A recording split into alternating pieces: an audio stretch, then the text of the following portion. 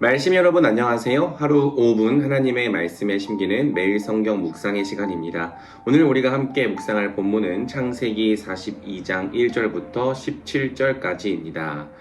어제 본문을 통해 우리는 요셉이 파라오의 꿈을 해몽해 주었고 또 이를 통하여 이집트의 총리가 되었다는 내용을 살펴보았습니다. 이제 이야기는 다시 가나안 땅에 남아있는 야곱과 그의 아들들에게로 초점이 맞추어집니다.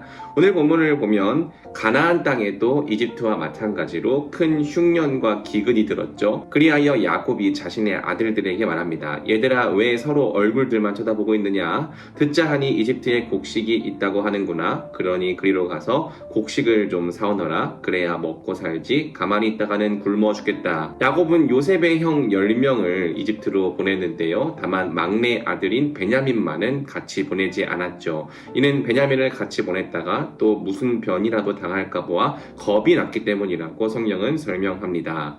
요셉은 나라의 총리가 되어서 세상의 모든 백성에게 곡식을 파는 책임을 맡고 있었는데 요셉의 형들이 거기에 이르자 요셉은 곧바로 그들이 자신의 형들임을 알아보았죠.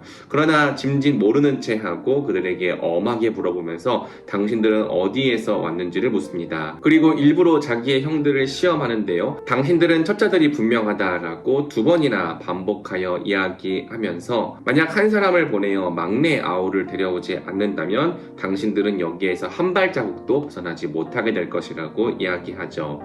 오늘 본문을 통해서 우리가 묵상해 볼 수 있는 부분은 크게 2가지일 것 같습니다. 첫 번째로는 요셉에게 일어난 일이죠. 9절은 말합니다. 그때의 요셉은 형들을 두고 꾼 꿈을 기억했다. 요셉이 꾼 꿈이 무엇이었습니까? 그것은 형들의 곡식단이 자신의 곡식단을 향해 절하는 것이었고 또 형들의 별들이 자기의 별을 향해 절하는 것이었죠. 그 꿈이 이루어졌습니다. 문자 그대로 성취되었죠. 하나님의 시간표 속에서 절대 이루어지지 않을 것 같았던 꿈의 내용이 실제 현장 가운데에서 이루어지고 성취된 것입니다. 요셉의 이야기를 통해 우리가 계속해서 살펴보는 것은 하나님의 타이밍과 하나님의 시간은 완벽하다는 것이죠. 그분은 결국 그분의 뜻과 계획을 완전하게 이루시고 성취하시는 분이라는 진리입니다.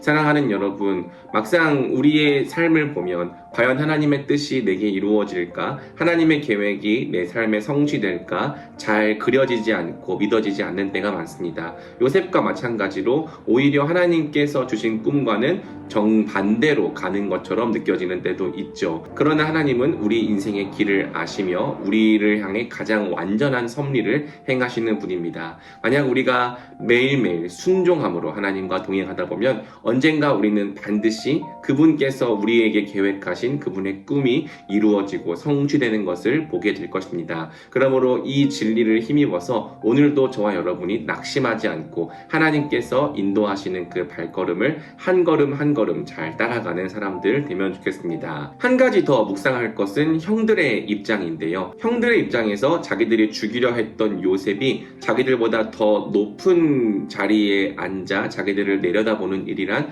결코 상상할 수 없는 일이었죠. 그들이 생각하기에 요셉은 언제든지 내가 해악을 끼칠 수 있는 존재였고 얼마든지 내 힘으로 굴복시킬 수 있는 약한 존재였습니다. 그러나 시간이 흘러 그 약함과 강함이 뒤집혀서 나타나게 된 것이죠. 사랑하는 여러분, 우리가 모든 사람들에게 선을 행해야 될 이유가 바로 여기에 있다고 저는 믿습니다. 우리가 때때로 어떤 사람들에 대해서는 악을 행하기를 주저하지 않습니다. 어떤 사람들에 대해서는 함부로 대하기도 하죠. 그러나 우리가 오늘 대하는 이 사람과의 관계, 지금은 우리가 갑의 위치에 있을 수 있겠지만 하나님의 시간표 속에서 언제 이 관계가 바뀌고 뒤집어질지 모릅니다. 그렇기 때문에 어떠한 관계라도 우리가 악을 행하는 것, 또 함부로 대하는 것은 우리 인생의 큰 치명타가 될 수 있는 것이죠. 바라기는 저와 여러분이 누구를 만나든지 어떤 사람을 대하든지 항상 하나님을 경외하며 선을 행하는 자가 되면 좋겠습니다. 그가 힘이 없고 약하다고 또는 이것은 나에게 악을 행했다고 함부로 대하거나 똑같이 악으로 갚아주는 것이 아니라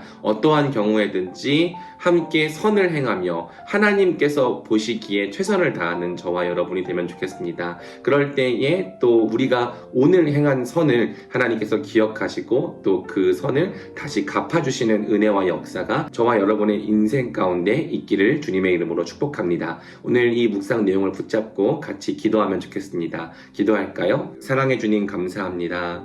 수십 년의 시간이 흘러 결국 요셉에게 주셨던 꿈이 문자 그대로 이루어지고 성취된 것을 우리가 본문을 통해 보게 됩니다. 그의 인생을 볼 때에 마치 하나님의 꿈과 점점 멀어지는 것처럼 보였지만 하나님의 인도하심과 하나님의 계획에는 한치의 오차도 없고 가장 완전한 인도하심이 그의 인생 가운데 있었다는 사실을 우리가 본문을 통해서 보게 됩니다. 그러한 인도하심이, 그러한 이끄심이 오늘 우리 인생에도 있음을 믿게 하여 주시옵소서. 하나님의 계획과 하나님의 이끄심과 하나님의 시간표는 한치도 틀림이 없음을 기억하며 오늘도 하나님께서 우리를 인도하시고 이끌어 가시는 것을 믿고 신뢰하며 따르는 저와 말씀이들 되게 하여 주시옵소서.